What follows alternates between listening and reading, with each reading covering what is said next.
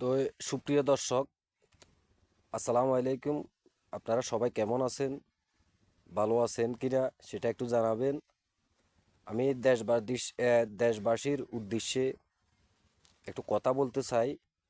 আমার কথাগুলা মনোযোগ দিয়ে শুনুন।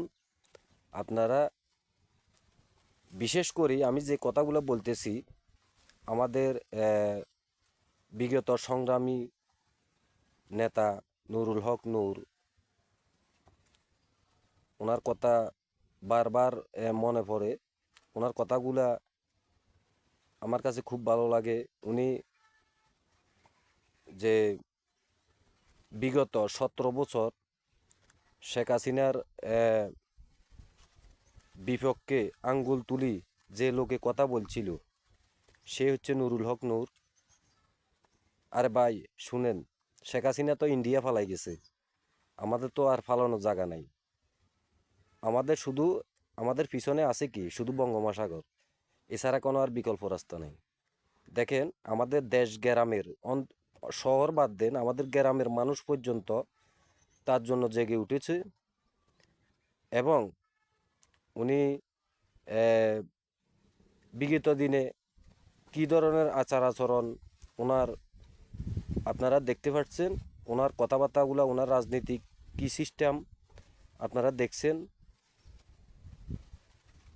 এবং উনি এত মায়ের দৌড়, এত কিছু খাওয়ার পরেও, এত নির্যাতন সহ্য করেও সে হাসিনার বিপক্ষে কথা বলছে এবং হাসিনাকে আঙ্গুল তুলি কথা বলছে। এরকম নেতা আমরা বিগত 17 দিনে ছোট্ট একটা দল হিসেবে আমি আর দেখি নাই। সে হচ্ছে নুরুল হক নূর। আমি নূর ভাইয়ের জন্য দোয়া করি, দেশবাসীর কাছে দোয়া চাই, ওনাকে যেন আল্লাহ তাআলা সুস্থতা দান করে।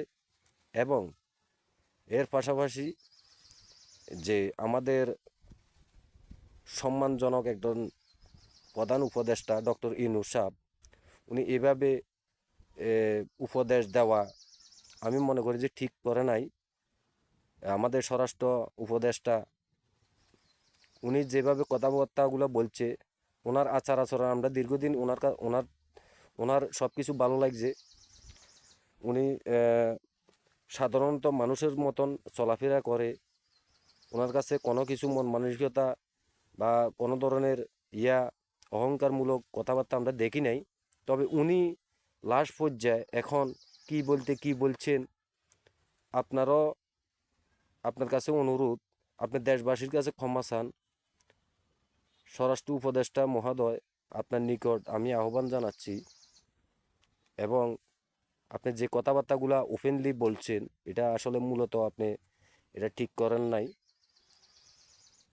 তো যাই হোক, এখন নুরুল হক নূর ভাইয়ের শারীরিক অবস্থা স্বাভাবিকভাবে আছে। আমরা মূলত ওনার খোঁজখবর রাখছি, ওনার খোঁজখবর নিতেছি। আমাদের দেখেন, আমাদের দেশের গ্রামের মানুষ পর্যন্ত তার জন্য কত পাগল। উনি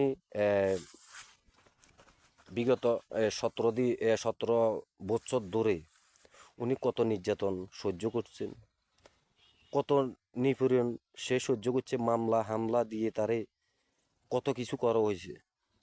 সে লোক এখনো আছে আমাদের মাঝে। তো এই লোককে যদি আমরা এইভাবে দেখি, কার সহ্য হবে ভাই, বলেন? তবে আমি দেশবাসীর কাছে আমার আরও একটা কথা কথা হচ্ছে যেন কি, আমি দেখলাম যেন কি নাগরিক গণপরিষদ অধিকার, উনি প্রতিষ্ঠাতা একজন চেয়ারম্যান নুরুল হক নূর ভাই। উনি গ্রাম থেকে পটুয়াখালী গলাচিপা ওনার বাড়ি, উনি ওইখান থেকে ঢাকায় রাজনীতি করতেছে। ওনার সাহসিকতা কত বড় আপনারা একটাবার চিন্তা করে দেখেন। আরেকটা কথা হচ্ছে যেন কি, উনি অত্যন্ত ভালো লোক, আমরা তার কোনো কিছু দেখি নাই। আরেকটা বিষয় হঠাৎ করে মনে আসছে, যে দেখেন, এখন সরকার প্রধান উপদেষ্টা যারা আছেন, বিশেষ করে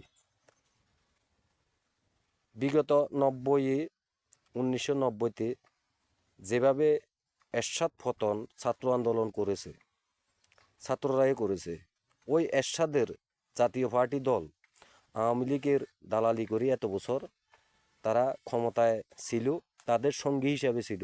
কিন্তু নুরুল হক নুরু ভাই কিন্তু ইচ্ছে করলে সরকারের পক্ষে গিয়ে অনেক কিছু করতে পারত। তারপরও এত অপমানী, এত লাঞ্ছিত, এত মায়ের, এত মামলা হামলা খেয়েও সে নিজের বিভাগের কারো কাছে বিক্রি করে নাই, নিজের আদর্শকে সে বিক্রি করে নাই কারো কাছে। এখন কথা হচ্ছে যে কি, এই জাতীয় পার্টি আওয়ামী লীগের দোসর, জাতীয় পার্টি আওয়ামী লীগের দালাল এত বছর ছিল। তাদের পক্ষই আমাদের স্বরাষ্ট্র উপদেষ্টা এবং আমাদের সরকার প্রধান উপদেষ্টা, আপনারা যে তাদের পক্ষ নিয়ে যে কাজটা করেছেন, আমি মনে করি যে মোটোই সেটা ভালো করেন নাই। তবে আপনারা দেশবাসীর কাছে ক্ষমা চান, তাকে দেখতে যান।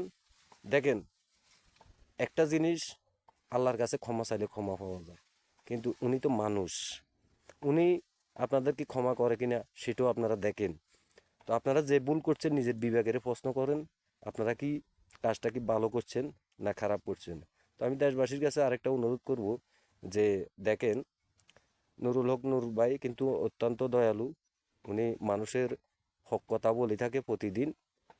উনি রাজনীতিক ক্ষেত্রে ওনার কোথাও কোনো ভুল ভ্রান্তি আমরা দেখতে পারি নাই, কোথাও আমরা ভুল পাই নাই। উনি যা করছেন কল্যাণে, মানুষের কল্যাণের জন্য বলছেন। সরকারকেও বিগত দিনে যে সরকার ছিল শেখ হাসিনাকেও বারবার অনুরোধ করছে, এভাবে বলেন এভাবে বলেন। উনি করোনার বিরুদ্ধে আওয়াজ তুলেছে, কিন্তু কোনো এইরকম সাধারণত ছোট দল, বামপন্থীর অনেক দল আছে আমাদের, কিন্তু কেউ এ ধরনের আওয়াজ তোলে না, সে তুলছে। তো ওনার জন্য আমরা, উনি আমার ব্যক্তিগত দলের লোক না, তারপরও ওনার আচার আচরণ আমার কাছে খুব ভালো। তো আমাদের বিএনপির মহাসচিব ওনাকে দেখতে গেছেন, আরও অনেকে গেছেন। হ্যাঁ, আমাদের বেগম জিয়া কালকে ওনার খোঁজ খবর নিয়েছেন। তা আমি মনে করি যে দেশবাসীর সবাই ওনার একটু খোঁজ খবর নেন, ওনার জন্য দোয়া করেন। আমি আমার বক্তব্য ব্যক্ত করে এ পর্যন্ত শেষ করলাম। সবাই ভালো থাকবেন, সুস্থ থাকবেন। আল্লাহ হাফেজ।